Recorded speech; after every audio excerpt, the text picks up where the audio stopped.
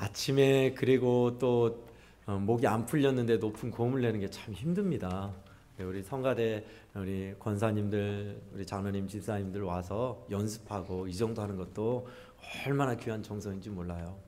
하나님은 우리의 중심을 보십니다. 우리가 고급한 수준에 이르는 것보다 우리의 마음, 진정성, 우리가 하나님께 사랑의 마음으로 드리는 걸 보세요. 그리고 그걸 받으세요. 오늘 우리 성가대 보면서 우리 성도들 별로 박수 안 치시는데 굉장히 열심히 하신 거예요. 아마 높은 파음까지 마지막에 내신 것 같은데 너무 잘하신 겁니다. 하나님이 우리 성가대의 마음을 받으시고 또 기쁘게 연습하고 함께하는 성가대 지휘하시는 장로님, 반주하는 권사님, 또 성가대 대원들, 하나님이 영광 받으셔서 감사하고 또 믿음 안에서 앞으로도 그렇게 하나님의 영광을 드러내고 예배를 빛내주십사 하는 마음으로 한 번 더 우리 박수하십시다. 네, 감사합니다. 할렐루야.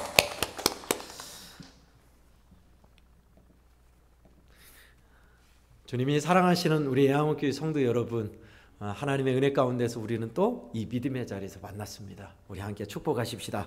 옆에 좌우에 계신 분하고 인사하실 텐데요.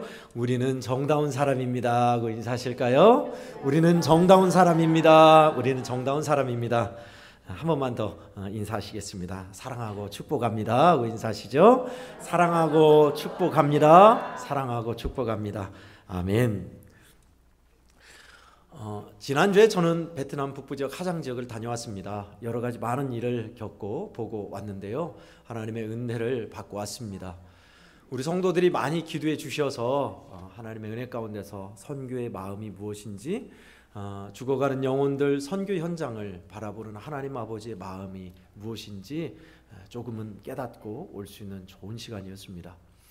많은 일들이 있었는데요. 그곳 베트남 최북단 지역은 동반 지역인데, 동반 지역이 중국의 국경과 마주하고 있어요. 철책선이 있어요. 근데 예전에는 철책선이 없어서 소수민족이 왔다 갔다 자주 왕래를 했답니다. 그리고 국경이 이제 점점 펜스, 그러니까 철조망을 치고 있는 때였습니다. 근데 그곳에 있는 그곳에 선교하는 선교사님의 이야기를 들어봤는데, 그곳 베트남 최북단 지역의 흐몽족은 예배를 드릴 때 그곳에 교회가 없으니까 중국 쪽은 교회가 있대요. 그래서 국경을 넘어서 오랜 시간 걸어서 그곳에서 예배를 드리고 온답니다. 주마다. 국경을 넘어서 드리는 예배, 주일 말입니다. 그 이야기를 같이 동참하고 들었던 우리 목사님들이 듣고 은혜가 된다고 그러시더라고요. 왜 은혜가 되냐? 우리는 차 타고 30분, 40분 오는 것도 힘들어라 했었고, 조금 피곤하면 안 온다고 예배로 그냥 아랫목에 누워서 배 깔고 유튜브로 보는데, 그 사람들은 몇 시간이고 걸어서 가는 거예요. 국경을 넘어서 예배를 드리고 다시 몇 시간이고 걸어서 오는 거예요. 이거 진짜 우리 회개해야 한다. 하나님께 예배드리는 우리의 마음이 정말 얼마나 많이 편안함을 추구하고 있는가 하면서 초기에 예수 믿는 사람들, 하나님을 예배를 중시하고 먼 곳까지 마다하지 않고 예배드리고 왔던 그곳 베트남 북부의 흐몽족 이야기를 통해 국경을 넘어 드리는 예배라고 우리가 같이 목사님과 회자해서 이야기했던 기억이 납니다. 근데 우리 젊은이들이나 사춘기 아이들은 그럴 거예요. 그곳 사람들은 못 살고 상황이 그러니까 그러지요. 우리는 또 우리만의 상황이 있는 건데 다 똑같이 적용할 수 없다라고 할 겁니다. 예, 그 말도 일리가 있어요. 그러나 다 그런 게 아닙니다. 예수님은 오늘 본문 말씀을 통해서 그런 우리에게 일침을 가하며 가르쳐 주십니다. 오늘 본문 말씀은 예수님이 안식일에 회당에서 병자들을 고치시고 눈먼 자, 저는 자, 병든 자를 고치시는 기적과 역사를 일으키며 하나님의 은혜 말씀을 선포할 때에 예수님을 다 따르지 않았던, 예수님을 반대했던 사람들이 왜 안식일을 어기냐, 저렇게 하는 것은 귀신의 왕 사탄의 힘을 입어서 하는 것이다 라는 말을 들으시고 아시고 주님이 하신 비유의 말씀입니다. 너희가 그렇게 믿지 아니하고 하나님의 역사를 인정하지 아니하는 너희는 심판을 당할 것이다. 정죄 받을 것이다.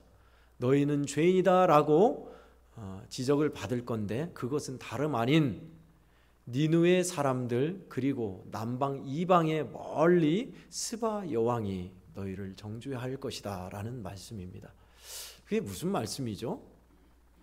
니느웨 사람 요나 이야기를 지금 들고 있는 거예요. 요나가 하나님의 말씀에 따라서 아수르의 수도인 니느웨에 회개하라 라는 말씀을 전하러 갔는데 가기 싫었죠. 그래서 불순종하다가 하나님께서 큰 풍랑 일으켜서 바다에 빠뜨림을 당해서 빠져서 큰 물고기 뱃속에서 사흘 동안 있어 회개하고, 하나님이 다시 요나를 땅에 큰 물고기가 토해내게 하셔서 거기에서 살아서 다시 니느웨로 가서 말씀을 전합니다. 설교를 한 게 아니고요, 간략하게. 니느웨 성은 굉장히 큰 성읍이었어요. 근데 며칠을 걸려 전해야 할 말씀을 하루만 잠깐 전했습니다. 회개하라는 말씀이죠. 심판이 있을 것이다. 근데 어쩐 일인지 니느웨 그 큰 도시의 사람들이 전체 다가 가축까지 다 하나님 앞에 금식하고 회개하고 살려달라고 잘못함을 통해 자복했습니다. 하나님은 그들을 긍휼히 여기사 심판하지 않으셨지요. 그 말씀이에요. 또 하나는 남방 여왕이라고 했는데 더 정확히 스바 여왕입니다. 스바 여왕은 저기 북아프리카 지역 쪽에 있는 여왕이었어요. 여왕이에요. 왕이 아니라 여성으로 왕인데 직접 그가 사신들과 수많은 답례품을 가지고 먼 길을 걸어서 솔로몬에게 찾아왔습니다. 찾아온 이유, 하나님이 솔로몬에게 준 지혜를 듣고자 온 거예요. 먼 길을 걸어서 왔습니다. 걸어서 와서 솔로몬의 지혜로운 말씀을 듣고 감격하여 수많은, 솔로몬에게 방문했던 수많은 사람 사신들과 비교할 수 없을 만큼 예물을 바쳤지요. 스바는 특히 순금으로, 순도 높은 순금으로 유명한 나라였습니다. 어마어마한 그 예물을 바치고 그 여왕이 한 말이 있어요. 본문에는 안 나왔지만 복되도다 이 백성이여 솔로몬의 입에서 나오는 지혜로운 말씀을 직접 듣는도다 했어요. 왜 복되죠? 자기들은 멀리서 오지 않아도 되는 거예요. 가까이 자기들의 왕, 모시는 왕이 하는 말, 지혜로운 말을 늘 듣기 때문에 복이 있다 한 말이었습니다. 주님이 지금 그 말씀을 인용하셨어요. 그러면서 지금 나는 솔로몬보다 요나보다 더 큰 자로 와 있건만은 너희는 회개하지 않고 믿지 아니하는도다. 그러므로 그 사람들이 너희를 죄 없다 하지 않고 죄 많다 할 것이다. 그 말씀하신 겁니다. 그러니 주님이 지금 비교하고 있는 거죠. 훨씬 열악한 상황에서 요나의 설교는요, 기적을 일으켰거나 예수님처럼 명설교를 한 게 아니었어요. 대충 전했습니다. 3일 동안 전해야 할 마을에 하루만 전하고 만 거예요. 흐지부지. 하나님이 멸망시킬 것이다. 이 성읍이 멸망할 것이다. 회개하라. 뭐 그런 내용, 간단한 내용을 그냥 전한 거예요. 혼신을 다해서요? 4일, 5일, 일주일간요? 아니요. 하루만 전했다고 기록하고 있습니다. 그런데 어쩐 일인지 그 사람들은 개떡같이 전해도 찰떡같이 믿고 통에 자복하고 하나님의 뜻을 받아들였죠. 또 스바 여왕은 솔로몬의 그 말씀, 하나님이 주신 지혜의 말씀을 너무나 사모해서 수많은 정금 드리는 것, 또 긴 시간 걸어오는 것, 왕이 직접 행차한 거예요. 왕이 직접, 사신이 아니라. 그 먼 길을 와서도 감사히 듣고 이 백성들은 참 복이 있다라고 감격하고 갔지요. 그러니 훨씬 은혜로운 말씀을 하셨던 예수님, 전무후무한 기적을 일으키고 병든 자, 눈먼 자, 저는 자를 고쳐주셨던 예수님을 직접 보고서도 믿지 않은 그들은 얼마나 죄가 클까요? 그 말씀 하신 겁니다. 니느웨 사람과 스바 여왕, 그리고 믿지 않는 이스라엘 백성을 비교하고 계시죠. 여러분, 오늘 본문 말씀을 보면서 그러므로 우리 진짜 회개해야 한다. 국경을 넘어 드리는 예배가 있는데 우리는 진짜 뭐냐? 라고 계속 비교하는 것을 우리가 보고 있죠. 그런데 또 다른 비교가 있습니다. 어떤 비교를 해야 하는지 주님은 누가복음 18장 9절에서 14절까지 비교하는 또 한 사람을, 두 사람을 말씀하십니다. 성전에 두 사람이 기도하러 올라갔다. 하나는 존경받고 율법을 지키는 바리새인이었고 하나는 사람들에게 손가락질 받는 나라 팔아먹는 매국노라 욕하고 허물 많고 손가락질 받는 세리가 기도하였다. 그런데 바리새인은 하나님, 나는 토색하고 간음하고 죄짓는 저 세리와 같지 않음을 감사하나이다. 나는 11조를 바치고 일주일에 2번 금식하나이다 라고 기도하였다. 그러나 세리는 감히 얼굴을 들지 못하고 멀리 뒤에 서서 나는 죄인입니다. 나를 불쌍히 여기소서 하고 기도하였다. 이 둘 중에 누가 의롭담을 얻고 갔겠느냐 라는 말씀입니다. 두 사람이 나와요. 또 근데 주님이 여기에서 우리에게 보여주시는 귀한 성찰이 있습니다. 우리는 늘 비교하면서 우리가 놓치고 있는 것이 무엇인지를 가르쳐 주셨어요. 나는 저 사람과 같지 않아서 감사합니다. 저렇게 되지 않아서 감사합니다가 아니라 우리가 드려야 할 감사는 성찰의 감사입니다. 어떤 감사라고요? 나 자신을 돌아보는 감사요. 통해 자복하는 감사요. 오늘 본문 말씀도 무엇을 교훈하고 있죠? 그러므로 너희는 이토록 놀라운 은혜의 말씀, 하나님의 독생자가 왔는데 믿지 아니함을 통회하고 회개해야 한다. 그 교훈이에요. 바리새인을 통한 교훈은 뭐예요? 너의 잘남과 너의 높음과 행동이 아니라 너의 연약함과 죄악을 보는 성찰이 있어야 한다는 거예요. 주님은 그것을 받으세요. 성찰하는 감사 말입니다. 우리는 그러지요.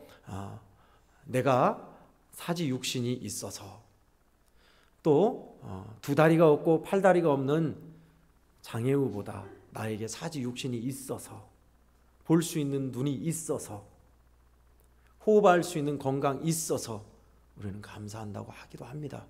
네, 나름 감사의 발견이지요.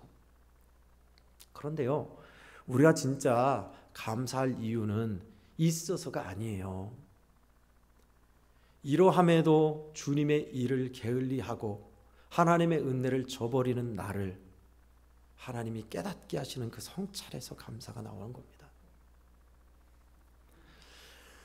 오늘 다음 주가 추수감사절이죠. 감사 신자된 자리라는 제목으로 잡았습니다. 우리에게 있어서 감사는 어떤 의미일까요? 여러분은 뭐가 제일 감사하세요?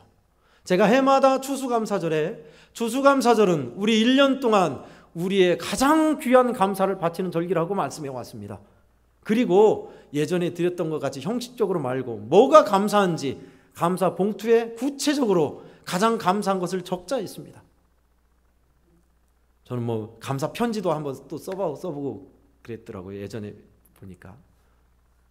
예, 그렇습니다. 그런 감사예요. 우리가 드리는 이 감사가 무엇이 그렇게 감사한가요? 대부분은 하나님이 주셔서 받아서 또 한 단계 더 나아가서 더 극악하고 어렵고 힘겨운 상황에 있는 사람보다 하나님은 내 삶을 이렇게 해 주셔서 라는 감사로 드렸어요. 근데 정말 우리가 저와 여러분이 살펴볼 것은요, 성찰에 감사합니다. 돌아봄에 감사해요. 예를 들어보겠습니다. 우리 한국 사회의 비극이 한두 개입니까? 세월호 사건 이후에 또다시 이태원에서 참 많은 젊은이들이, 꽃 같은 젊은이들이 죽었지요. 비교하여 감사한다면 내 자식이 죽지 않아서, 내 아들, 딸이 거기에 있지 않아서 감사하다는 것은 비교의 감사예요. 그러나 진짜 감사는 뭘까요? 이웃의 아픔에 같이 아파할 수 있어서, 나눌 수 있어서, 함께 아파하는 우리가 될 수 있어서, 그게 성찰의 감사예요. 감사절기에 이태원 참사, 세월호 참사, 감사한 마음이 없죠. 그러나 주님은 우리에게 분명하게 감사를 하셨어요. 감사하는 사람이 되라 하셨어요. 절기를 통해서 감사하고 또 하나님의 뜻이다 하면서 데살로니가전서 5장 16절에서 18절에 기뻐하고 기도하고 감사하라 했습니다. 여호와께 감사하라. 그는 선하시며 그 인자하심이 영원함이로다 했어요. 하나님이 저와 여러분에게 야, 나한테 감사해야 돼. 내가 너에게 베푼 은혜가 얼마냐, 시혜를 베푼 게 얼마냐 하고 감사를 받아내려고 하는 것이 아닌 거 아시죠? 계속 그거 전했습니다. 하나님은 우리한테 감사 안 받아도 천지 만물 우주 만물을 통해서 우리보다 훨씬 찬송도 잘하고 뜨겁게 하나님께 영광 돌린 천사를 통해 영광 받으세요. 우리의 감사 필요 없어요. 사실 극단적으로 말하면요. 우리 헌금도 필요 없습니다. 왜요? 금은 보화 다 하나님 거예요. 근데 왜 우리의 연약하고 부족한 우리의 마음과 감사를 받으려 하시죠? 기어이? 그렇습니다. 첫 번째 우리가 해야 할 것 성찰의 감사였고요. 두 번째는 절대 감사예요. 감사는 누구와 비교해서 있어서 없어서 하는 상대적 감사가 있지만 절대적인 감사, 흔들리지 않는 우리 신자들의 감사가 있어요. 그 감사는 뭘까요? 오늘 본문에 주님이 이 말씀을 하신 이유가 뭘까요?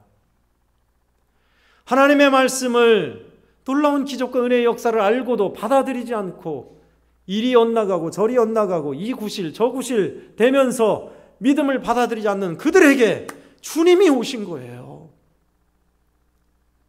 그래, 그런 너일지라도 하나님은 사랑하사 나를 보내셨도다. 내가 죽을 거야. 죽어서 사흘 있다가 부활할 것이다.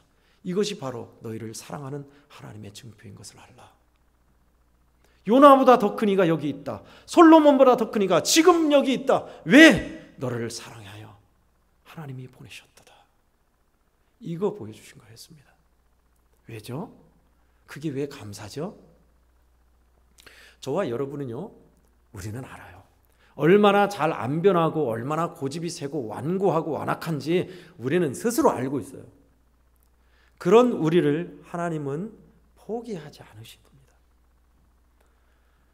죄 가운데 무너진 우리 인생을 끝까지 찾아오셔서 우리를 일으키실 뿐만 아니라 우리와 함께 그 아픔과 고난과 수욕의 자리를 감당하십니다. 그리고 어디까지 이를까요? 기어이 여러분들을 복주고야 마시며 여러분들의 마음이 하나님 앞에 사랑을 고백하게 항복을 받아내는 데까지 하나님이 이끄실 겁니다. 그 도상에 저와 여러분은 그 도상에 있어요. 하나님이 능력과 의지로 하나님이 끝없는 그 열심으로 우리를 이끄실 것이기 때문에 그렇습니다. 감사도 안 나오고 뭐가 감사한지 뜨거움도 없고 찬송도 별로 없죠. 괜찮습니다. 여러분, 하나님이 그런 우리를 사랑하고 계신다는 사실 말입니다. 우리보다 훨씬 하나님이 하나님 되셔서 기어이 기쁘게 하나님 앞에 항복하게 항복을 받아내시고야 말 겁니다. 그게 우리 하나님이세요. 그게 우리 신자된 자리에 있을 감사 제목입니다. 하지 말라고 해도 저와 여러분은 그 하나님이 놓으신 자리에 이르르면 하지 말라고 해도 감사할 수밖에 없어요. 감사한 죄라는 말씀을 박노해 시인의 어머니의 시를 읽어드린 적이 있습니다. 한 번 더 읽어드릴게요. 감사한 죄. 새벽녘 팔순 어머니가 흐느끼신다. 젊어서 홀몸이 되어 온갖 노동을 하며 5 자녀를 키워낸 장하신 어머니. 눈도 귀도 어두워져서 홀로 사는 어머니가 새벽 기도 중에 나직히 흐느끼신다. 나는 한평생을 기도로 살아왔느니라. 낯선 서울 땅에 올라와 노점상으로 쫓기고 여자 몸으로 공사판을 뛰어다녔으면서도 남보다 도와주는 사람이 많았음에 늘 감사하며 기도했느니라. 아비 없이 가난 속에 연좌제 묶인 내 새끼들 환경에 좌절하지 않고 경우 바르게 자라나서 큰아들과 막내는 성직자로 하나님께 바치고 너희 내외는 민주운동가로 나라에 바치고 나는 감사 기도를 바치며 살아왔느니라. 내 나이 80이 넘으니 오늘에야 내 숨은 죄가 보이기 시작하는구나. 거리에서 리어카 노점상을 하다 잡혀온 내 처지를 아는 단속반들이 나를 많이 봐주고 공사판 십장들이 몸 약한 나를 많이 배려해주고 파출부 일자리도 나는 끊이지 않았느니라. 나는 어리석게도 그것에 감사만 하면서 긴 세월을 다 보내고 말았구나. 다른 사람들이 단속반에 끌려가 벌금을 물고 일거리를 못 얻어 힘없이 돌아설 때도, 민주화 운동하던 다른 어머니 아들 딸들은 정권 교체가 돼서도 살아 돌아오지 못했어도 사형을 받고도 몸성이 살아서 돌아온 불쌍하고 장한 내 새끼 하면서 나는 바보처럼 감사기도만 바치고 살아왔구나. 나는 감사한 죄를 짓고 살아왔구나. 새벽녘 팔순 어머니가 흐느끼신다. 손을 모으고 흐느끼신다. 감사한 죄, 감사한 죄, 감사한 죄. 있어서 받아서 남보다 혜택을 누려서 감사했던 자기의 죄를 흐느끼는 팔순 노모의 모습을 보며 지은 시입니다. 뭘 우리에게 말하고 있죠? 감사하지 말란 얘기입니까? 아니요. 남보다 더 혜택을 입어서 잘돼서 내 새끼 살아 돌아와서 그런 비교의 감사가 죄였음을 말하는 거예요. 그러면 어떤 감사를 드려야 할까요? 말씀드렸잖아요. 성찰의 감사요. 함께 민주화운동 하다가 죽은 자녀를 같이 공감할 수 있어서, 같이 아파할 수 있어서, 우리 이웃과 함께 할 수 있어서, 함께 고통을 짊어질 수 있어서, 그게 성찰의 감사입니다. 감사절은요, 사실 이스라엘 백성들에게 하나님이 의도하신 장치가 있어요. 고아와 과부와 나그네들, 그들 좀 풍족히 먹여라. 1년 중에 한 번 큰 잔치를 베풀어서 그들 초대해서 배불리 먹여라. 그것이 하나님이 원하는 바였어요. 우리 해양학교도 물론 구제를 많이 합니다. 한 달에 한 번씩 사랑의 실천원금도 하고 구제비, 선교비 많이 지출하고 있어요. 그러나 아직 부족해요. 하나님은 우리에게 있어서 이웃을 돌보는 넉넉한 마음, 함께 짐을 지고 돌아오는 마음을 원하세요. 성찰의 마음, 성찰의 감사를 받기 원하세요. 저는 감사한 죄보다 오히려 돌아보아 우리가 감사하지 않은 죄가 더 많다는 것을 깨달았습니다. 감사하지 않은 죄. 하나님께서 얼마나 포기하지 아니하시고 지금껏 나를 이끌어 오셨던가. 깨닫지 못하고 얼마나 당연시하며 죄를 지었던가. 죄가 죄인지도 모르고 하나님의 은혜를 알고서도 고마워하지도 않고 감사하지 않은 죄 말입니다. 지난주에는 기도주간으로 기도원에 다녀왔습니다. 그새 독서실이 있어서 거기에서 신앙서적도 읽고 기도도 하고 묵상도 했습니다. 개인 기도실에서 기도도 하고 은혜 가운데 하나님께서 깨우쳐 주신 일이 참 많았습니다. 근데 그곳에 서가에 꽂혀 있는 책 중에 김선태 목사님의 자서전을 봤습니다. 김선태 목사님을 봤더니 그렇게 고백하고 있더라고요. 나는 어려서 부모님을 여였다. 그리고 나는 두 눈을 잃었다. 재산도 부모님도 친구도 친인척도 없는 혼자가 되었다. 그러나 나는 내게 없는 것을 보기보다 하나님이 내게 주신 것 하늘을 보기로 했다. 그렇게 해서 그때는 점자도 없었을 때예요. 눈이 안 보이지만 공부를 해서 의사가 되고 목사님이 되셨어요. 그러면서 지금은 실로암 안과 병원의 의사가 되어서 눈을 실명할 위치에 있는 사람들을 많이 개안 수술을 해주고 있어요. 목회를 하고 계세요. 하나님이 아무것도 없는 인생을 어떻게 쓰시는가? 어떻게 우리 인생을 참으로 복되고 귀한 믿음의 자리에 놓으시는가를 간접적으로 볼 수 있었습니다. 하나님은 우리에게 있어서 그것뿐입니까? 저와 여러분의 삶의 자리도 그렇게 이끌어 가실 거예요. 다양한 자리에서 하나님이 귀하신 뜻대로 우리 성도들을 포기하지 않고 이끌어 가십니다. 그런데 나와 우리 성도들은 피부로 안 느껴져요. 그게 예배 드리고 나가면 변한 거 하나 없는데 똑같아. 자식들 말 안 듣지, 돈 문제, 힘겨운 문제, 여러 가지 복잡한 직장생활 스트레스 받게 한 상사, 아주 이거는 지지고 볶는 아주 그냥 세상에서 이것 좀 해결해 주시면 좋겠는데 성도 여러분이 그 상황과 위치해 있잖아요. 근데 그 속에서 하나님의 일하심이 나타나나요? 예, 나타납니다. 인내해야만 하고 감수해야만 하고 떠안아야만 하는 그 지지고 볶는 소리치고 비명 지르고 싶은 우리의 현실 세계에 주님은 몰아넣으십니다. 왜 몰아넣죠? 좀 사랑하면 좀 다독이고 꽃길도 좀 열어주시고 그러셔야 하잖아요. 저와 여러분이 피부로 체험하는 현실은 안 그래요. 예, 안 그래요. 크게 변한 것 같다 하지만 결국은 그 현실은 대동소이합니다. 똑같은 현실이에요. 근데 여러분, 거기에 참 역설적이게도요, 거기에 하나님 사랑이 있어요. 어두울 때일수록 빛이 역할을 하는 겁니다. 우리의 극악한 현실, 고통스러운 현실, 소리치고 비명 지르고 의악하면서 뒤집어 엎고 싶은 현실, 그 현실에 하나님이 동참하시며 주님이 함께 겪으시며 주님이 함께 이해하시며 간다는 것이 우리에게 은혜예요. 그 일을 통해서 우리로 하여금 기꺼이 하나님 편에 서게 하시고 하나님의 은혜를 맛보게 하십니다. 돈이 없어도 병 걸려서 고통 중에 있다 할지라도 또는 삶의 현장이 자식 문제로 돈 문제로 녹록하지 않다 할지라도 하나님의 은혜를 입어 기쁘게 찬송하며 떠안게 감수하게 하십니다.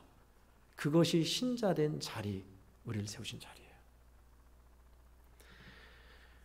거기에서 나오는 감사 말입니다.